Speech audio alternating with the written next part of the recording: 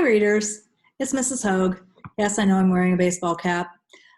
It's 5 o'clock on Wednesday, and my day was really busy answering emails and questions. And a lot of questions have come up from my class about historical fiction and choosing the right book.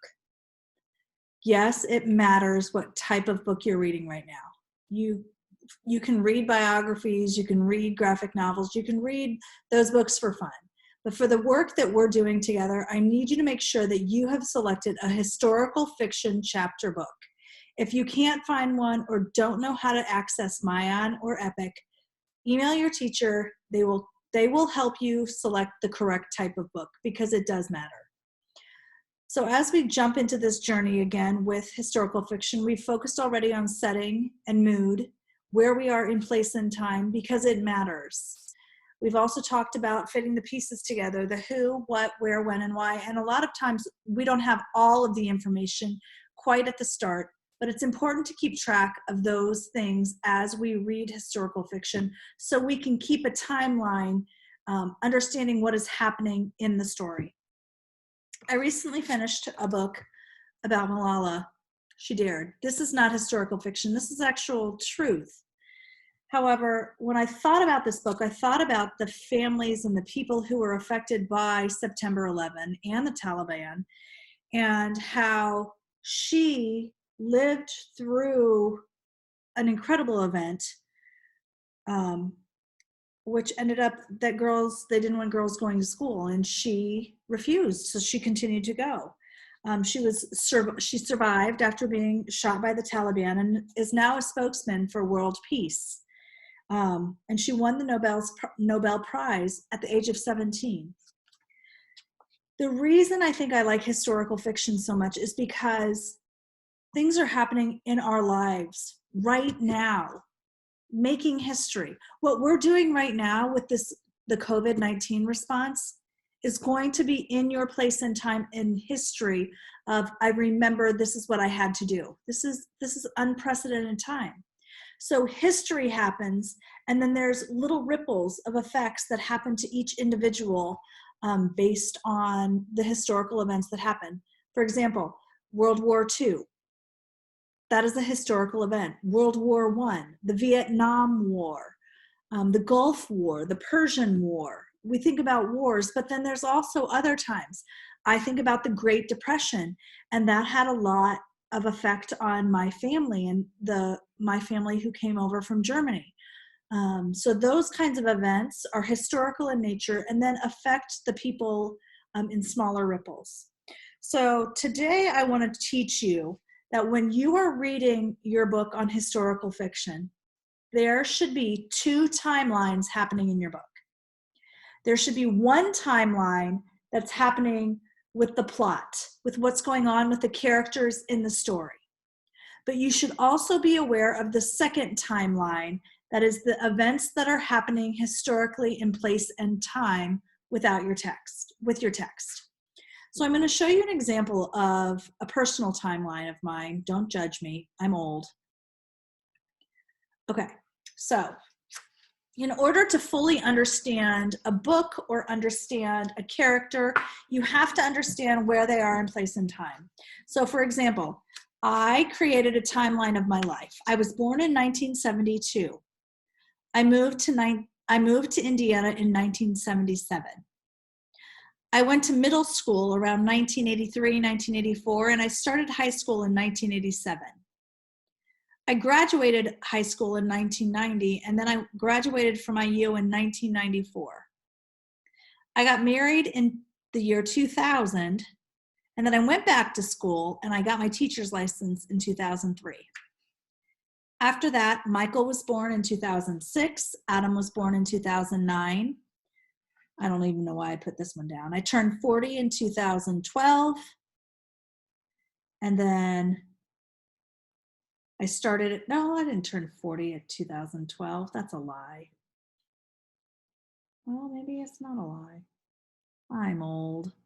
I started at Clearwater in 2019, and then this is where we are in place and time right now. We are at home because of the COVID virus, and that's 2020.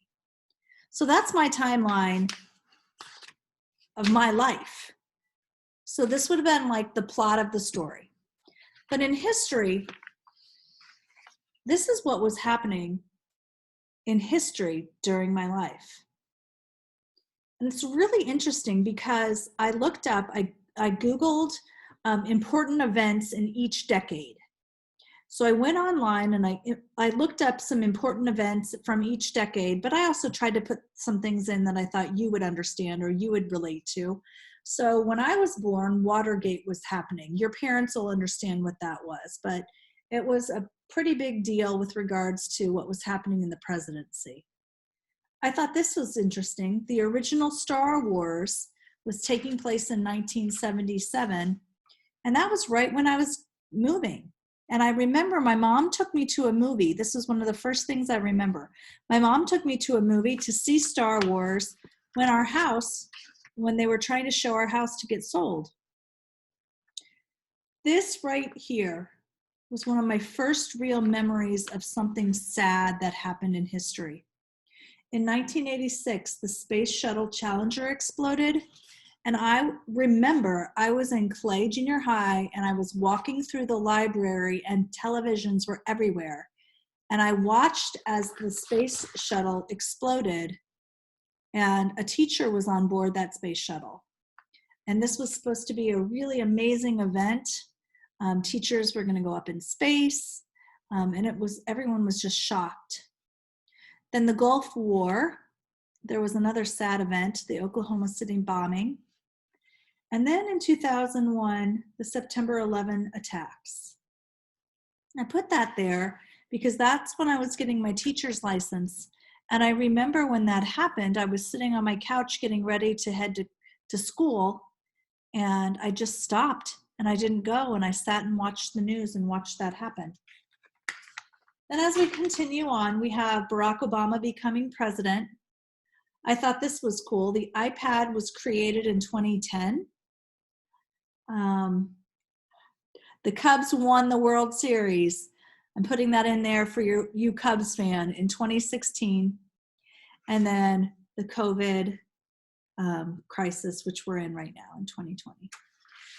So as we're thinking about a timeline, and we're thinking about this with historical fiction, each book we're reading also has a timeline. So I've started with our book that I've been reading aloud to you. Your teachers have also been reading it aloud to you. Remember the Stars. And I've started, see how blank it is? Because we just started with chapter 1 and 2.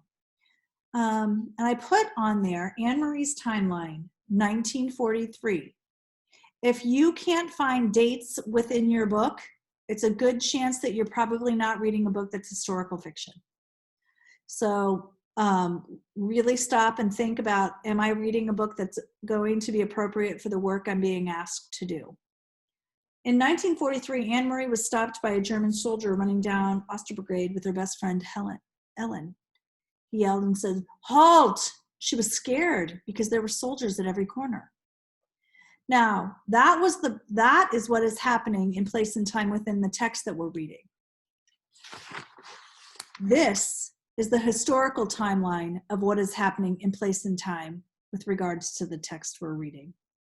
In 1942, Hitler recalled the German ambassador from Denmark. So he pulled him from Denmark and took him back. And in 1943, Jewish people from Denmark were beginning to be rounded up and sent to concentration camps. So that was right about the time when Anne Marie was stopped by German soldiers when she was running down her street. Now there's a few events from the chapter 1 and chapter 2. You should have listened to chapter 1 and chapter 2 before listening to this video. If you haven't, you need to stop right now, go back and listen to your teacher's recording of chapters 1 and 2, because I'm going to be putting some spoilers down here in a minute. So if you didn't listen to those 2 chapters, please stop right now and go back and listen to those first 2 chapters that your teachers read to you aloud. Okay. I have some events that happen in chapters 1 and 2, and we're going to think about where these might go on our timeline because Papa told Anne-Marie a story about King Christian who was riding his horse through the city. Now, King Christian was the king of Denmark. And Anne-Marie had asked her Papa, why doesn't King Christian have a bodyguard? And Papa told her, that is because all of Denmark are his bodyguard. As a reader, I would probably take the time to go back in and Google and look up King Christian, the king of Denmark, and look to his history so that I could have some more background information about the text that I'm reading. The next clue that we find in chapter 2 is that Anne-Marie's oldest sister, Elise, is killed. We're not told a date, but we know that it's happened before. It's happened earlier on. And then lastly, we have this clue. Denmark is invaded by Germany in 1940. So these three things I'm going to add to our place in time timeline. I'm going to add this so that we have an idea of what is happening in our text as we're reading it. Now, boys and girls, your homework tonight. Your homework tonight is to make a timeline of your life. I only want 5 events. I have a ton of events on my timeline because I'm old and I have a lot of things I could have put down. I just want you to put 5 events. Honestly, one of them is your birth. And the last one right now is where we are in place in time, which is 2020. And it's the COVID virus because we're at home right now. So you only have to find 3 other events that you find are important in your life. Underneath your timeline, I'm going to ask you, and you'll probably need some help from a parent.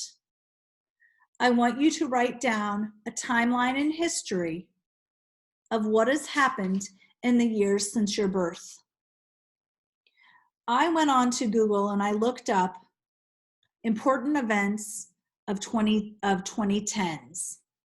And then I looked up some of the websites and I found some really good events that I thought would fit. So tonight's homework, timeline of your life, 5 events. Underneath your timeline, I want you to write down historical events that happened while you were alive.